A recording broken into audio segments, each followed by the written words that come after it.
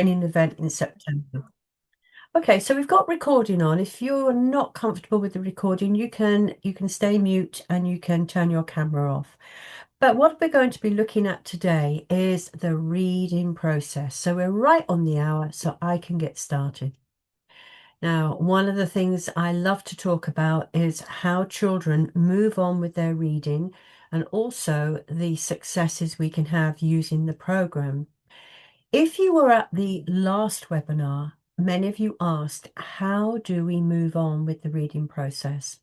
It's very much a process and one that we tend to forget as we get older. How did we learn? And sometimes we forget the steps that need to be in place to make sure that children remember everything they need to know to be successful readers. So what is Jolly Phonics? Now, if you're familiar with Jolly Phonics, you know how well it works. But it's a fast-paced program, which means it's not so quick that children can't remember the letter sounds, but we do it at a pace so that children are making connections with all the letter sounds that they know and what they see. So this is really important for children developing their reading skills.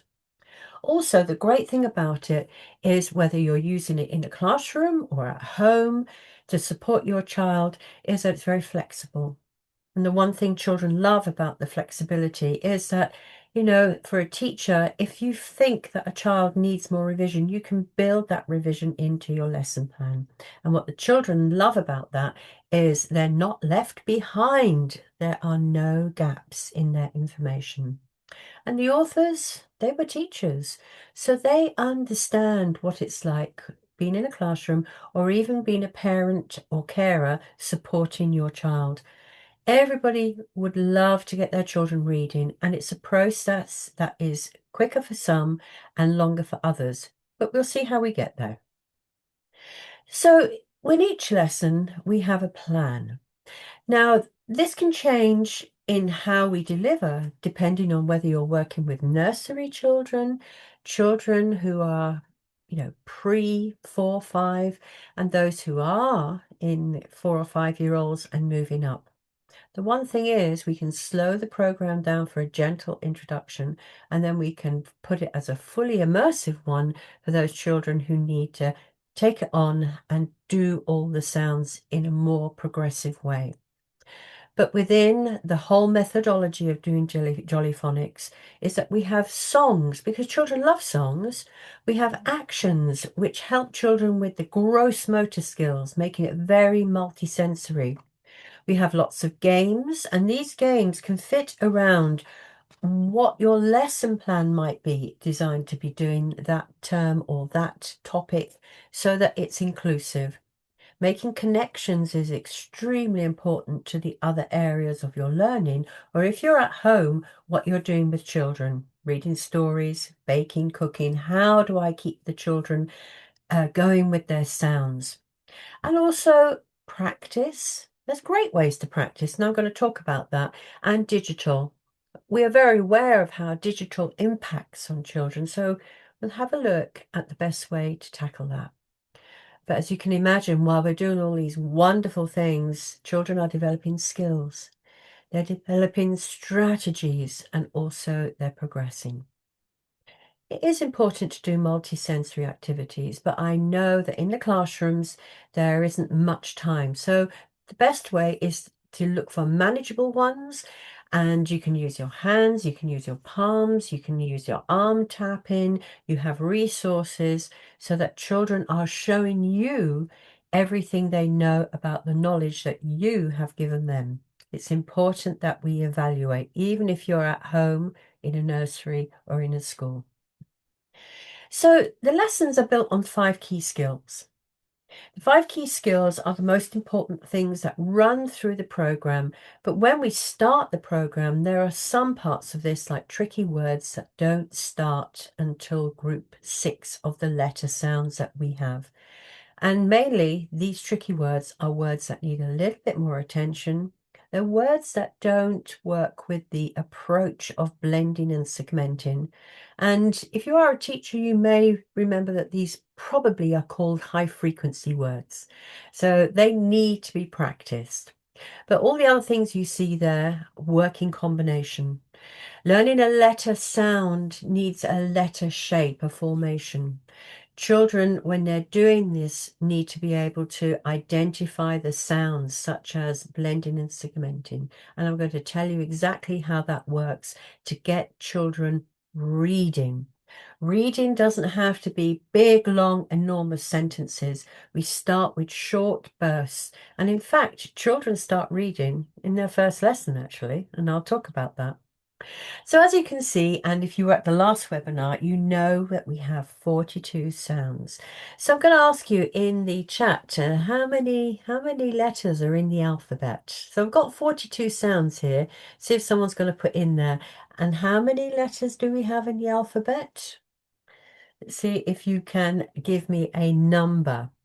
Now remember, the alphabet are letter names, and I'm talking about letter sounds. So how many sounds? Would anyone like to put in an amount? Let's see if you're going to participate. Okay, well, we haven't got anyone joining in with how many alphabetic sounds, but there's 26. And if you're not used to phonics, why do we have these groups? Well, the idea is that children can start reading very quickly. And within the first 6 sounds, children can read CVC words. This is where we start. And if you look at how words come together, they've all got different sounds that are unique and also some that change. So the children do the 42 sounds, and a bit later on, they do some of the sounds change. The sound is the same, but the spelling is different. I'm not going to do that today. That will be our next webinar about how the alternative sounds work in the English language. So if we think about how this works on our digital platform, it's exactly the same. I wanted to show you this because I know many of you are using both digital and paper-based, and some just using the digital application. So I'll be going into this to show you where the reading parts are once your children have got all their strategies in place. We don't want to push the child to do something they're not prepared for, because that will make them anxious, nervous, and not in a ready way to be able to move on with their literacy skills. It's progressive. We build up. So how do we start the reading process? It starts with our very first lesson, and the very first lesson with the S sound is introducing a shape and a sound. And children are beginning to learn, just like here with the magnetic letters, that funny shape and that funny squiggle has a sound. Teaching phonics is repetition. It is going over, it's revision, revisiting and building on that. Because if children don't recognize that this is a b and a d that they know they'll get confused about, when they come to reading, as for example here, if the child was looking at this word and was reading it, we start the r budding, r dudding, r budding. If they don't know what this shape is, it completely cuts off that reading process and brings that child right back to when they were learning the sounds and the letter shape. So it is worth investing time in making sure that children get all their letters and their shapes in place. Now, can any of you remember how you learned to read and write? Because they are connected. Now, let's see in the chat if anyone wants to share. Can you remember how you learned to read and write? Let's have a look if anyone wants to post in there. Because reading and writing are 2 processes that are very much lines and curves. Thank you. So you are practicing your letter shapes. Yes, this is very important as well, that children do this. And also for some of you, you may have had to do lots of writing of copying. copying lines and with the hope, yeah, repeated writing. Thank you. Yes. Now, this isn't particularly helpful because it's developing the skill of handwriting, but what it is depending on is you having a great memory to remember all the words that you have written. And if we have children just repeating and repeating, all they're going to remember is the process of writing the letters and not the words that they have written. So we can see that it is a challenge for children. They need to get so much in place. And sorry, my PowerPoint has gone funny. So if we look at this, does anyone know what language this is? Let's see if anyone can understand it. Can anyone understand it? Let me have a look in the chat box. Can anyone understand what's been written? Ah, now just imagine you're 4 years old and you're sitting in a class and someone is telling you, you've got to copy this, and you have no idea what it means. You'll be looking at the shapes, you'll be looking at the squiggles, you'll be doing your best to try and copy it because that's what the teacher said, right? But the only skill that you are using is your ability to take that pencil and copy what is on the board. If you do not know what this means, what that means, what does this mean? It's just a task in holding a pencil and writing.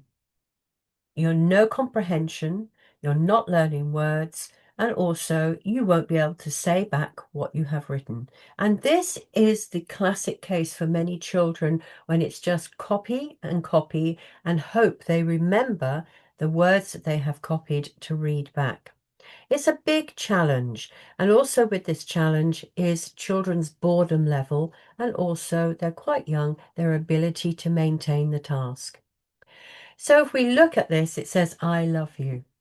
Now imagine if you know the 42 sounds in English and you had to copy this. All the information you know is amazing with these three little words that are here, okay? You will know that this I is a tricky I because you have learned that a small one or that at the beginning of some words is an E sound. So now I know it's tricky and it's an I sound. It's the name, it's an I sound. So I know that. If I know my letters, I know that this is a L sound. It's an L sound. L, but it's not love. It's not love. What it is love because I have the E there. Now, children who do the program will understand that when there's a vowel here, it changes the vowel of the first vowels that they have. And also, because they've done tricky words, what they will have done is know that this you is not ya or and ya ow. They'll know it's a tricky word and that it's a you. The word is you. Gerak dan pasukan petugas gas Okay, I thought someone was talking to yang me. lebih memanfaatkan gas tawaran package. Okay, so I have to come out of this for a moment because the page has got stuck, it's warning me. So I'm going to go back into it because the page has got stuck. So as you can see, there's an awful lot of skills that are being used here. And more than anything, the children learn all of this very simply because this is what they're doing. It's their work in the phonics class. So let's see if my page is responding. I seem to have a bit of a technical hitch here with the page. Is it responding? Can you see the page, Dr. Steve? Is it there? Yeah, the page is there, but it's still the earlier one. Yeah, it's This not. page is saying that it's not responding. Yeah, it's not responding. I wonder why. So I'm going to stop share and I'm going to go back into my web page to find out exactly what is going on with this. So as I go back into the PowerPoint, what you are looking at and what you are hearing is how learning the letter shape and the letter sound is extremely important so that children are building on their skills. Now, you might say, well, this is all very good, but how do children manage before we did phonics? How did they manage?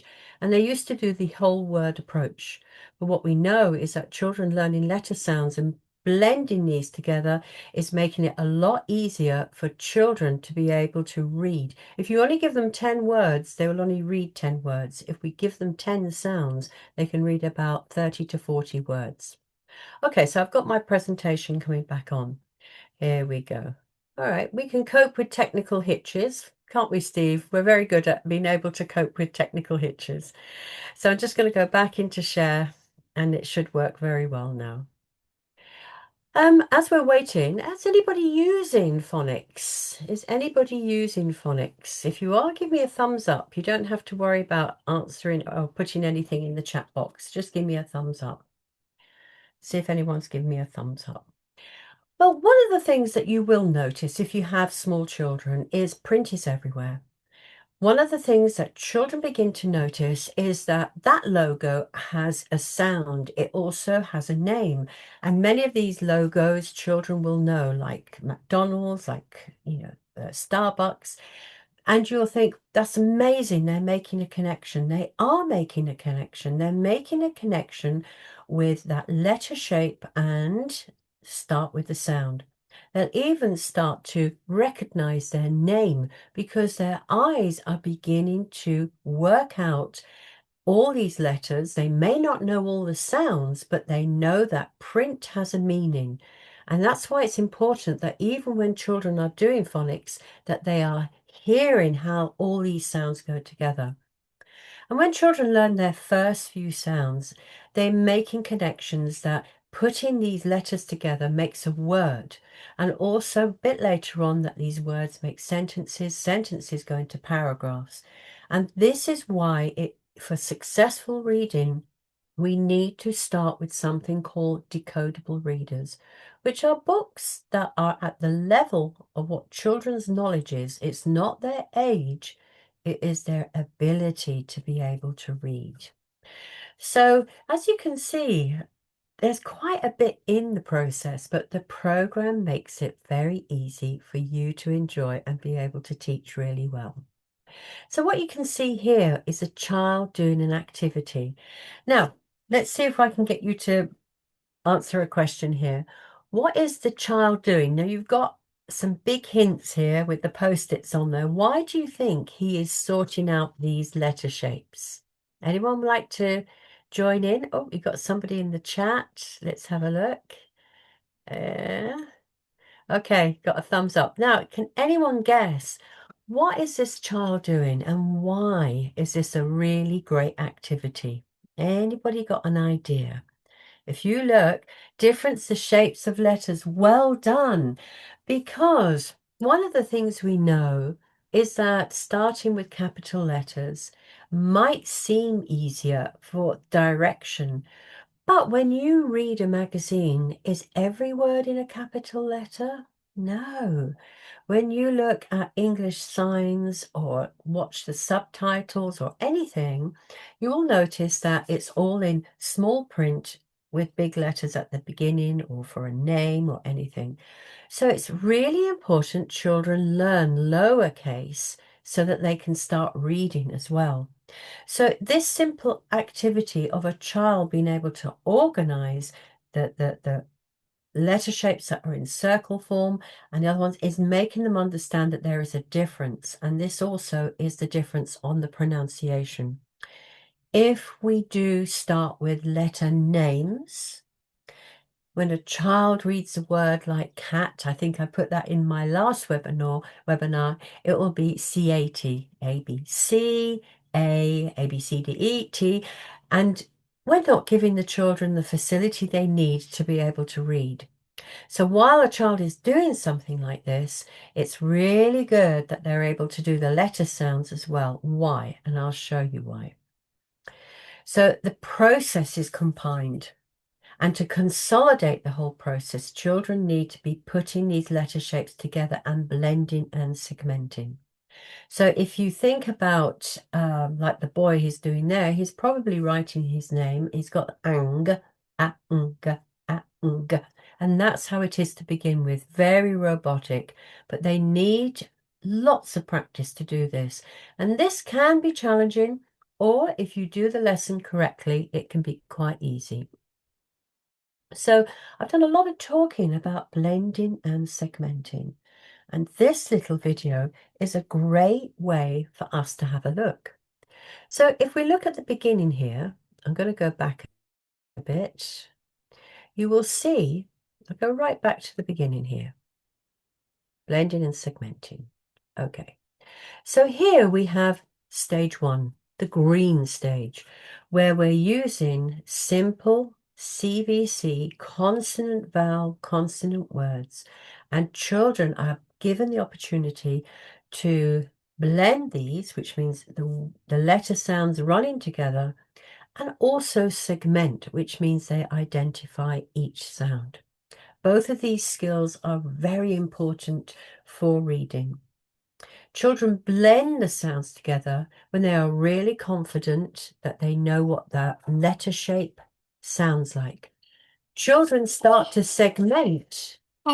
Vixen. Go. Oops. Oops, I don't know what that is. Okay. We got something else playing in the What's the background. sound? Oh dear. So try again. 3. Okay, I'm going to stop there. We've got something else playing in the background, so don't worry. So we start with CVC words, which are really easy. If we move back here, when we move on, children then move on to more complicated concepts, which are 2 letters making 1 sound. And then they're able to discriminate what those 2 letters are. So that is that. And then we can move on to a triograph, which is 3 sounds. So you can see we can build that up. But what is the problem? The problem can be if I have taught this as a P and I haven't spent enough time. The children, if they turn it around, it could be a D, a P, a Qu, an O, and then they can't discriminate properly what that sound is. So if we look at where we are with the children, we can see that getting it right at the beginning impacts all of what the children knows. I'm going to move on because I'm not sure where that's coming from. So we know that getting the letter sounds done correctly is success with reading. So in our last webinar, I had a lot of people saying, I can't get the reading started. I can't get the children to read. That may be because they are not secure with the letter sound and the letter shape. If they don't know the letter sound and they don't know the letter shape, we can't move forward. So it's very, very handy to have resources like the wall freeze up so that children are constantly getting reinforcement. And with that reinforcement, what you will see here is the capital letter as well. But this is for later on. So here, children are warmed up. They're in that phonemic stage to learn before I do my lesson, as I am touching the wall freeze and doing the sounds, getting the children. And remember at the beginning of the webinar, I was talking about that multisensory approach that we have. I can say to the children, I don't know where that's coming from. Use the sound, do the talking. Let's try and I'm just going to find out where that's coming from. Is that coming from you, Try Dr. again. Steve? 3. Is that coming from you, Dr. Steve, or is that me? No, it's not from me. Okay, that's all right. I'll let you off then. You're not in trouble. I don't know where that's coming from, but let's go back in. Okay, so I'm going to show you now one of our very, very first books. And people look at these books and they say, gosh, there's not a lot in these books. I mean, how can children learn to read with this type of book? And what you can see here, in the chat, tell me, what can you see? Tell me everything that is in this little double page spread. What can you see? Let's see if there's anything in the chat. What can you see? Differentiation of the letter shapes. Okay. Anyone else? What else can you see in these pages? Okay. Well, what you can see in this early reader, which is a decodable reader, okay, that word decodable is going to mean a lot to you sooner or later, is how children learn. I think we got somebody joined in with the chat there. Let's have a look. Long vowels. Yes, we have long vowels. Now, this is our early reader. Now, looking at this, we are doing letter sounds and long vowels. Well spotted. Again, the children will be pointing at these. So we're engaging them with the reading process.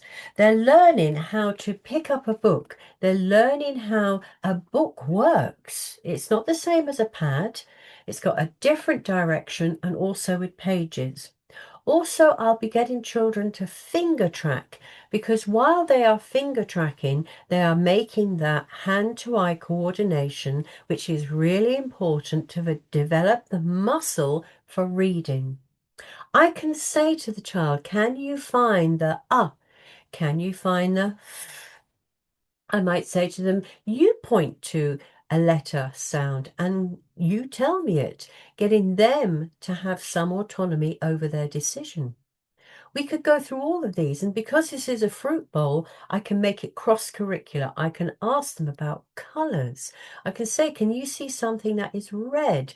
It's a strawberry. Now, a strawberry begins with a S, but what letter is on the strawberry? It's a F. I'm getting them to think. I'm getting them to use the left and the right side of their brain, making connections. So when they start reading, that process becomes effortless. So something as simple as this might look like there's not a lot in this, but just remember, even if you are a parent or working from home, every time you look at packaging or anything around you, you can say to the child, that is a B for bread. That is a F for fish.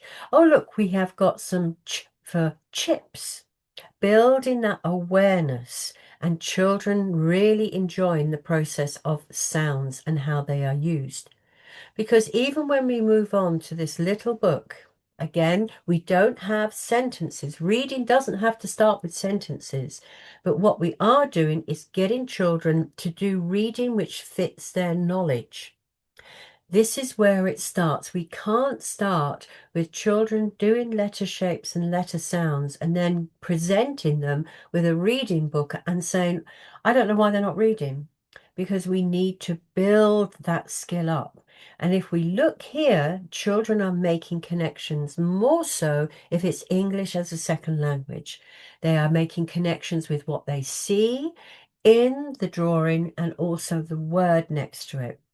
And here we're using short vowels and long vowels, but also oracy. Oracy is children being able to talk about what they see, and this is hugely important for reading, and I'll talk about that a bit later on.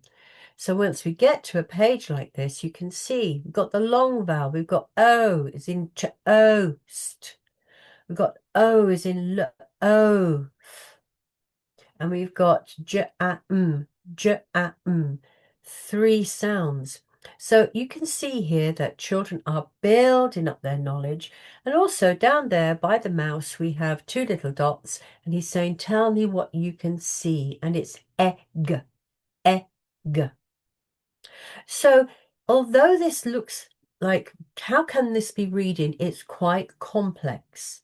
And then I might say and model a sentence like, I can see some jam and toast, or I can see some toast and jam. What can you see? And get the child to repeat back something like, I can see a loaf and egg. We are beginning to put grammatical structures in place which help with the reading process as the children move on. There are challenges. Every parent and teacher will tell you that there are challenges.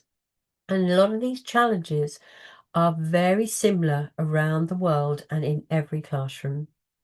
A lot of the challenges we have today come from children who have special educational needs and may need more time with difficult concepts. I can't tell you what the difficult concepts may be because this could be very, very unique to one child. Also, children don't read as much for pleasure like they used to. They prefer to go on an iPad or watch TV. And confidence with writing. Writing takes longer. Be mindful that a child will read a lot quicker before they start to write.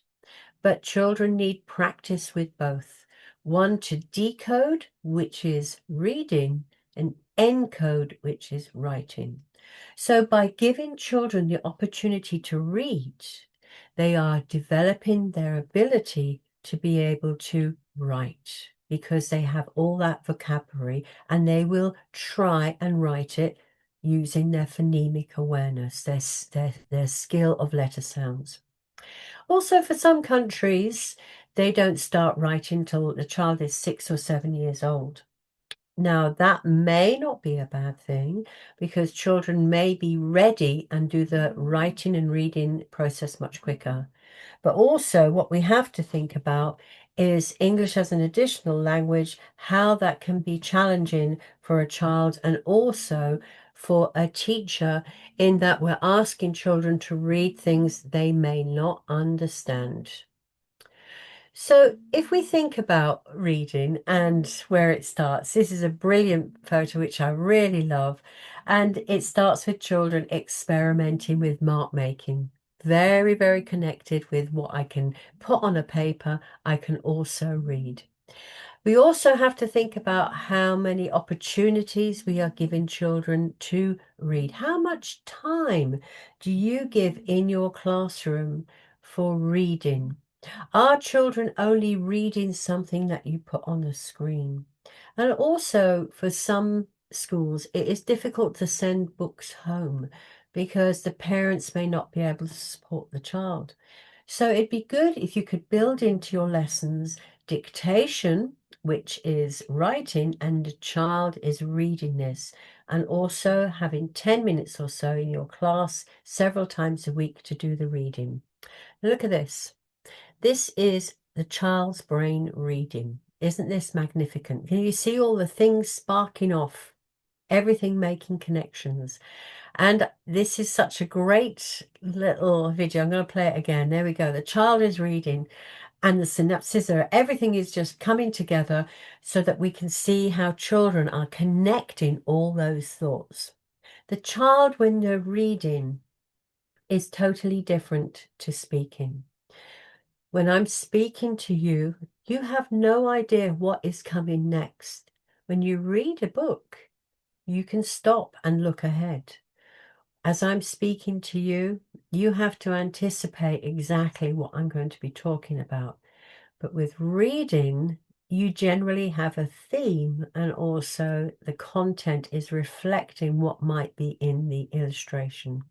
So we are using very different skills of comprehension and also listening when someone reads to us, and the intonation. And these are all things that children are gaining as they move on. So to go right back to the beginning of this webinar, I told you about interactive activities, how spending a little bit of time doing this really reinforces where we take children, and they are writing. But once they've written it, we want them to read it. So reading doesn't always have to be the book you put in front of them. Reading is also their ability to give back to you what they have written. And if we look at this, I can see, as a teacher, I can see so much here. I went to the park. I can hear this child blending and segmenting. I went on the big slide. I went on the bouncy castle. I can see she's really trying to use her knowledge of words. But you know what? Once a child has read their work, they may think, that's not right. Or maybe I need to change that cut for that cut. So reading is also a form of correction. And when children are doing exams, what do we always say to them, especially when they're secondary students? Read what you have written to make sure it makes sense in any language, okay? It's not just in English. Read what you have written, because sometimes what you think you've written isn't the same from when you read it. So all these skills come together. These skills are just not for English. They are also really important. Look at this little ball. Along the curly caterpillar, up, down, down. Perfect! So this is a perfect example of a child making sense of what they see in print, but also demonstrating that knowledge of sound and being able to do that. Again, you can see how everything is so connected and that we don't in the program teach anything in isolation. As children are listening to stories and words and learning new letter sounds, this is all connecting to take them to the point where they will be able to read fluently and also to write as well. But some processes might take longer for some children because they don't have that in place. Vixen Go. has four E. What's this sound? E. Yes, let's try again. Four E. Three. Clubs. Ubs.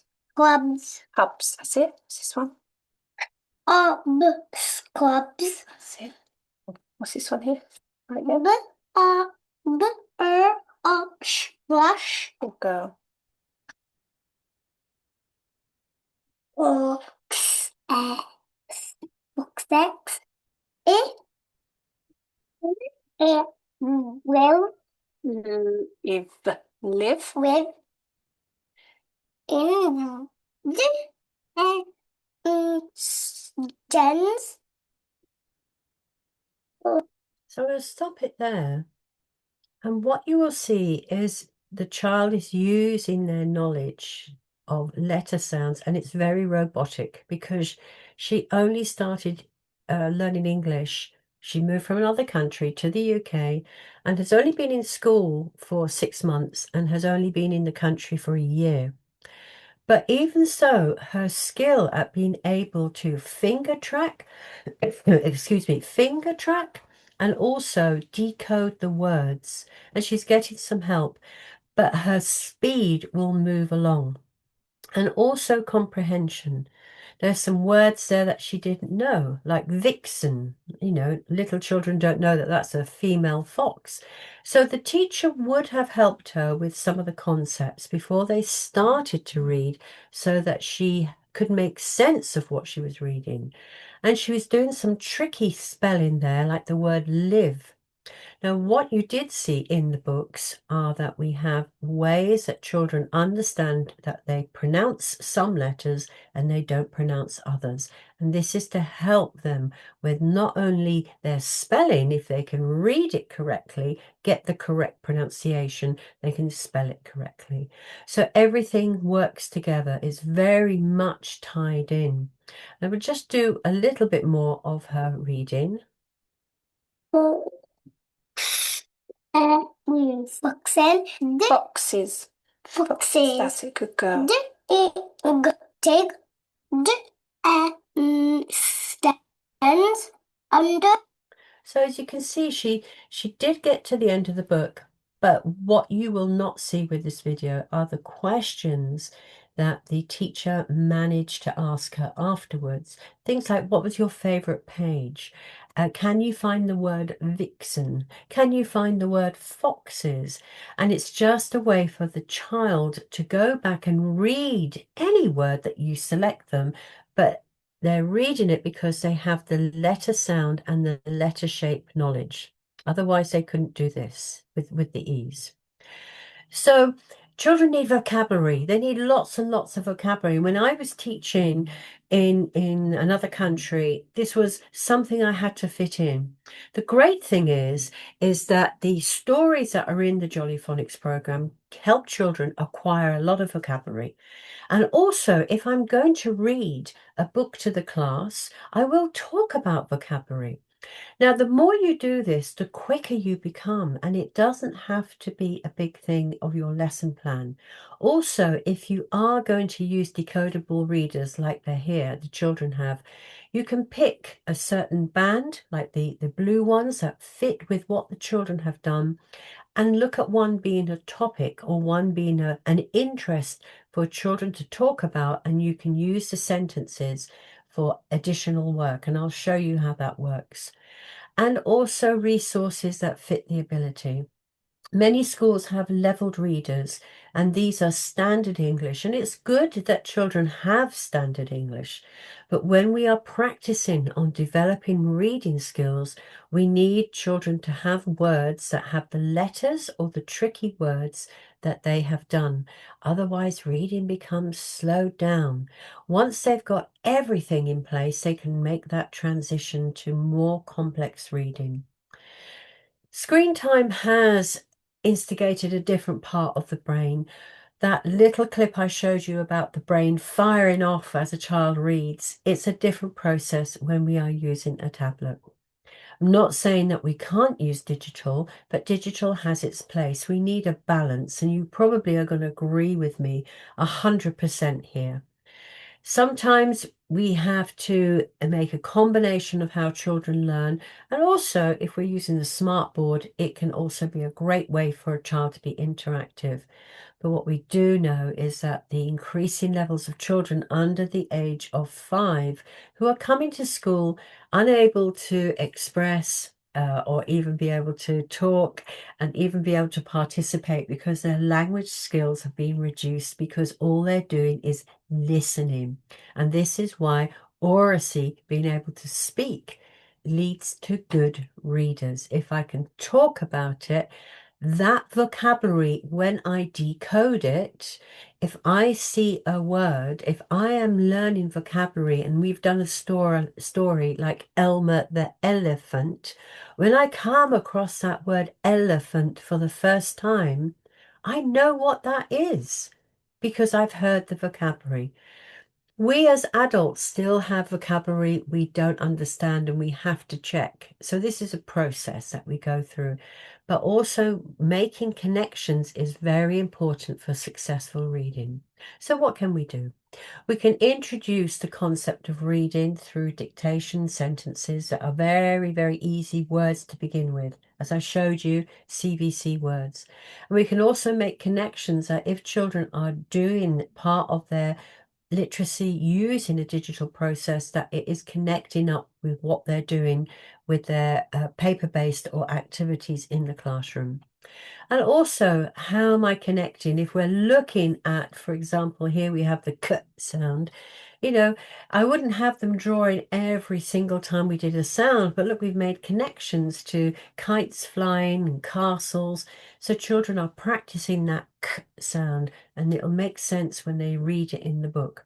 This is just an example of a tricky sound that we've gone deeper into, because in the program we have a k like in cat and a k like in kite. So I might expand on this learning so children get the concept really, really well. And also, look at this. When we get to the end of our first 6 sounds at the back of the big phonics book, children are reading. They are reading CVC words. They are reading these words. We can ask them to break these words down. You know, pin, sit. And this is where they're building up their fluency. If they know the letter shape and the letter sound, they can read it. And to reverse that skill so that they're able to write, they can segment it. So they can read, sit, and they won't always have to be breaking it down once they get familiar with reading. But also the reverse of that is writing, and they can break it down so that they are putting the right letters to make that word. Sit. So blending and segmenting. And the practice here also is drawing in other concepts, such as we've got the letter shapes, the colors, we've got some key vocabulary. And again, I could ask children different questions like, give me the action, give me the sound, give me the song, so that I can evaluate what they know and what they don't know, and also pronunciation. If at this point a child is confusing an I with an A, I know I need to practice that. And here, if they aren't hearing the end sound as in pan, but they're hearing a pat, I've got to wonder why. Why? I'll give them a few more opportunities. I might hold up the cards. I might do it on the board to make sure that they're not confusing certain sounds. And as you remember when I was talking about the P, if you turn it around, it could be lots of different letters. We've got to be sure that children get their letter shapes completely right before they move on to the reading process. Because once we get it right at the beginning, look what they can read with skill. And this is at the end of step 3 of the program, where we have children being able to read words like helicopter, and they'll be able to spell that as well as read it. And you can see we've got ones that are like Thursday. That is a alternative sound. It's not the in mixer. It's an alternative sound. And also we have a word like purple. It's not purpley. It's purple. But having that change of font makes it easier for the children to pronounce. But remember, it's an important vowel at the end of that word. And also we move on to trigraphs, and you're looking at this and you're probably thinking, good grief, this is difficult, because we have air as in air, we have air as in pear, and we have air as in hare, meaning the rabbit, or is square. So you might look at the EAR and think, why is that not ear like in here? This is the complexity of English language, and we start with one way of doing it before we move on to another. And putting that EAR along with a sound like air, like in hair and chair, it's easy for the child to work out the next sound is going to be the sound. It's going to be like in bear and where. So as you can see, the skill really builds up. But if a child was moving on to this level, I'd want to hear them, I'd want to model it, and I'd want to see how they interact with this with some writing or some spelling or dictation. So it's a great way for them to advance, and it's a great way to build up their skills. And they're building them up effortlessly through easy activities and lots of blending practice. To read, you can have tactile reading, where we can have a word like pit on the flashcards. Read pit. Change the I for an A. Now it's pat. Change the A for an A. Now it's put. Change the U for an O. It's pot. Reading, and also it's showing you that they know the vowel sounds. So as you can see, the reading process is built up, and also what we do is, to begin with, we have the sound dots underneath so that children are aware that the word smart there is not smarte, smart. They have learned that the R is one sound, and they'll be able to read that confidently. So the process is one that builds up effortlessly for the children. And I'm just going to, have I got time? Let's see how we're doing for time. Yes, I'm just going to pop it. Any questions, by the way? Any questions? Okay, let me just check the chat to see if we have any questions. Oh, vowels, okay. And I'm going to go into Jolly Classroom. So while I'm just popping up Jolly Classroom, what do you think of the program so far for helping children? Isn't it a great way for them to build up their skills and also be able to expand their reading knowledge? And I'm just going to show you here how this works. Let's go into full screen. There we go. And this is Jolly Classroom. And I've done some work with Jolly Classroom before, and I'm going to go into a specific area. And this specific area is in step 2, where we have children doing some basic reading. No, it's step 3, my apologies. And we've got children reading. But also there's gentle comprehension. And we can see here that the children have the sentence that they need to read. But the great thing about this is that it's a simple comprehension where it's yes or no, but also in this, I can do a lot of work. If I have this sentence and I'm asking children to read this, okay, first thing I would do is, as a teacher, have a look at what we have. Are rabbits good at hopping? Okay, so we have a question mark and we have a capital letter. If I'm introducing the stages of reading, children will recognize that. And I would say, what is the capital letter? Can anyone see the capital letter? Yeah, it's an A sound or an A. It's a letter formation.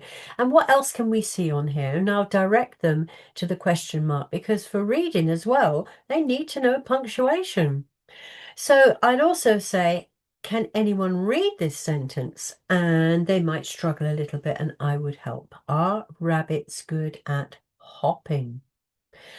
Now, making the connection with the visual cue, we might get a yes or a no answer. But generally, I want them to work with me on their reading skills. So I will say to them, can any of you find the tricky word? And the tricky word here is are. Okay, so they'll probably highlight that. And then we have the word rabbit. It's not it, is it? It's rabbits. So I'll get the children to do this on their arm. Rabbits. Okay, they've read that really well. We haven't done syllables yet. We're not doing syllables yet. What I am doing is making sure that children are pronouncing it. They're not saying something like d, or me. They're not duplicating the consonants. And then we have good. That's very decodable. But what I am going to be listening to is the children using the oo or the oo. And with modification, they will know it's the long oo sound. Good, good. At, very easy. And we have hopping. Again, we're using two consonants, but they're making one sound. So this sentence is helping me say to the children, what words have got two consonants making one sound? And I'll say rabbits and hopping. So again, what I am finding out is that they understand that concept, they are reading it correctly, and now we'll look at comprehension. What is hopping? Demonstrate to the children, the bunnies go boing, boing, boing, they're hopping, okay. But now, what I might do to make this a really great interaction is go to my tools here, and you can do this on the board with any sentence. And we could say are, and I could say to the children, how can we make this a bit better sentence? What could we say? What type of rabbit is it? Okay, so they might say a big rabbit. So here I would put big. Okay, big. Big. Are big rabbits good at hopping? Okay, what else could we put? What color are the rabbits? And what do I need? I need a comma. Are big brown? What owl am I going to use? So the children will be helping me here because they'll know about the alternative for owl. Are big brown rabbits good at hopping? They are interacting and they are reading. They have given me the information to extend the sentence. They are reading this, and also how empowering that they have done this themselves. You don't need many sentences to make this activity really work well. But what you do need is to be able to keep children's momentum going. Oops, my battery is about to die. But the one really good thing is if you are practicing doing this process, it'll become very, very, very quick. And I could say, get the children, is the cat sleeping? What type of cat? The small cat. Is the small cat sleeping? They are reading. They are reading and making sense. So the reading process is more than just being able to take a page and read and have no comprehension. The reading is all about when we read in different ways. We read for meaning, we read for the gist, we also read for comprehension. And these are skills that happen much later on. At the moment, we are helping children to read so that they can move on to more complex things later on with their age. So as you can see, it's a very, very simple process that we get them there, and we start doing it very early on. And it's a great process. So I've done a lot of speaking. And let's see, I've got a message here. Let's have a look. If how do Sarawak and Jolly Phonics complement each other? Okay, so you have put here SSP, which stands for Systematic Synthetic Phonics, and Jolly Phonics is a systematic program. All phonics programs are systematic synthetic phonics. That's its generic name. So programs like Little Wandle, Read Write Inc., Jolly Phonics, they are all SSPs, systematic synthetic phonics programs. So it's a bit like when we talk about literacy. Literacy is the generic term for what we do, and SSP is the generic term for the program that is used for phonics. So they are the same. And Jolly Phonics was created as a pathway to get children to quite a high level, but it's also very good in being able to be adapted for ages, as I mentioned, and also abilities. And if you look at some other programs, you will see they're very, very rigid in that you've got to do so many sounds per week. What we do realize is that sometimes when we get to a point of the synthetic phonics program, excuse me, is children need to slow down. And that can be group 4, where we're bringing in 2 letters, making 1 sound. Oops, it's the pollen. So I hope that's answered your question. But more than anything, what I'd like to hear from you is, are you going to try some of the strategies that I've been talking about in the program? Is anyone give me a thumbs up to let me know if you're going to try some of these strategies that we have been doing? Let me have a thumbs up. Oh, great, great, great. And what I will be doing in the next one is alternative sounds. Now, I think a lot of you would love to know more about the alternative sounds and how they work. But as you can see, as we're closing this now, reading doesn't come from one direction. It comes from layering many things on there. And more than anything, this is why in early years we start with environmental print, we start with body percussion, we start with musical instruments, so that children are making those connections all the time. And then when they are ready, they can move on to a shape having a letter sound. And we often forget what a big cognitive leap that is for small children. And as I mentioned, in some countries, they do leave it late because they believe children are ready to take on that task. Everyone knows about the curriculum in Finland. Well, there they start writing at 5 or 6, giving children a lot of time to build up their skills, with reading also. So has anyone got any questions before I'll let you finish, because it's late there. It must be about 9 o'clock at night there now. I've just discovered the Jolly Phonics app. Is there a web-based version? Yes, there is. And what I will do, are you talking about the Lessons app or the Jolly Classroom app? Because the Lessons app is only on the phones. It's not for the screen. But we have Jolly Classroom, which I was just looking at, which can be used either on a tablet.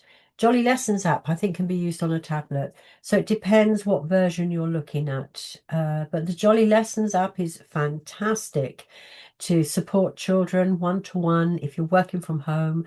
And the Jolly Classroom app is great for home, for classrooms, for tablets, and also supporting children with SEND. So it was absolutely lovely to be able to spend some time with you. And as I mentioned, the next one will be about alternative sounds, how we teach the alternative sounds that we have within the program and also in the English language. And children do this pretty quickly. You know, they're quite good at doing the alternatives. All right then. Well, thank you very much, as always, for listening. Sorry about the technical hitches, and have a lovely evening. And I'm sending big thumbs up to you all for participating and for joining in. How long does it take for students to move from knowing basic phonemes or blending, segmenting to reading? All right. So what you will have seen here is I've got children who have been reading after 6 sounds. Okay, reading to 6 sounds. So you're introducing the phonemes, and within your first 6 sounds, children will be blended and segmenting. Now, this is not a difficult task, and they can move on to reading simple sentences that do not have tricky words.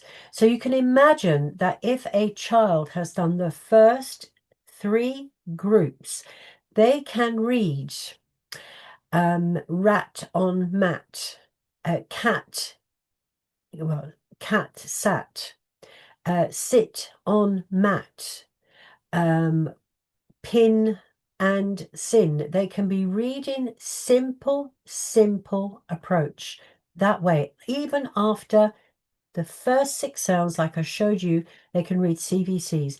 You have to look at reading starting not with complete sentences, but with a phrase or simple words that can be put together. At and dirt, that's a decodable, tricky word. And if we're talking about the sight words, now sight words and tricky words are slightly the same, but not completely the same. But there is the same strategy. Sight words are called sight words for that reason. They need to be on display so children can learn them. They do not follow any phonemic rules. They do not work with the same synthetic phonic program approach, because with blending and segmenting, we're asking children to break the word down. With sight words, these are words that usually have complicated spelling in them, like the number 1. If you were to approach that from a phonics point of view, that would be ontne. Ontne. Well, no, it's number 1. It's 1. So these need to be on display. They need to be taught in groups. You can't expect children to learn them all. And years ago, when I first started teaching, we used to give the children 10 high-frequency words a week to learn. And these were incorporated in reading material and also in sentence work that the children did. In our program, they start tricky words after they've done group 6 because most of the sounds that they need are there. So what I can do in the next webinar is do some on alternatives, and I'll also do tricky words to give you strategies on how you can get children to learn the tricky words, read the tricky words, but also how they can be incorporated into your everyday lessons very easily. It's a process. It's a process. So sight words, high frequency words, tricky words, they do take time. They take repetition. They also need practice when reading. So I hope that was helpful. Okay, so we're 2 minutes past the hour. Have a super evening, everybody. And I look forward to seeing you. And Dr. Steve and I will be keeping you up to date with everything and following up with this webinar with some useful tips and also information. So, Okay. Dr. Steve, it's Yeah. bye for now. Yeah. So just a few more things. The next Oh, yes. the next webinar will be on the 11th, tentatively will be on 11th of June. So look at our announcement in the Sarawak Literacy Association Facebook page. And also we will be conducting a full Jolly, Yvonne will be conducting a full Jolly Phonics training in September on 4th and 5th September. Announcement has already been made in the Facebook for the Sarawak Literacy Association, and Yvonne will be coming down to do the training. Anything you want to Yeah. add, Yvonne? Yeah, was just looking to see where I'd put the information, but you've mentioned it. That I did have it at the end of my presentation, but I went out of my But presentation. anyway, while you're looking for it, I will be sending you a handouts, right? Hands out on what Yes. Yvonne talked today. And at the end of that handout, you will see the link uh, for the announcement for the Jolly Phonics trainings in September, as well as the enrollment form or registration form if you wish to join the training. Yeah. Yeah, and I'm really, really looking forward to doing the training because there's such a great way when we're actually interacting and you've seen how it all works together and you're doing the activities from the child's point of view, and the amount of information that you will take away is incredible because it's something that you'll look at and you'll think, wow, I really I know this, but I didn't know it, if you can see what I mean. And also how it can change children with their ability, not only with English, but a lot of these skills can transpose to mother tongue. Let's not forget that. We're giving children skills to be able to move forward and be successful in education. All of us want children to do well. They're the generation who are going to build, Sarawak and Borneo. We want them to have everything in place. So I can't wait to get over. I can't wait to get going with the training. I just need you to be there so that we can finish the session saying, what a great team, what a great training this was. And I might be back again. So, yeah, well, thank you, Dorothy. That's a lovely message. And I look forward to seeing you with the next training. And thank you, Dr. Steve. All right, everybody. Thank you very much for joining us and see you again in the next session. Good night. Okay, bye. Bye-bye. Bye.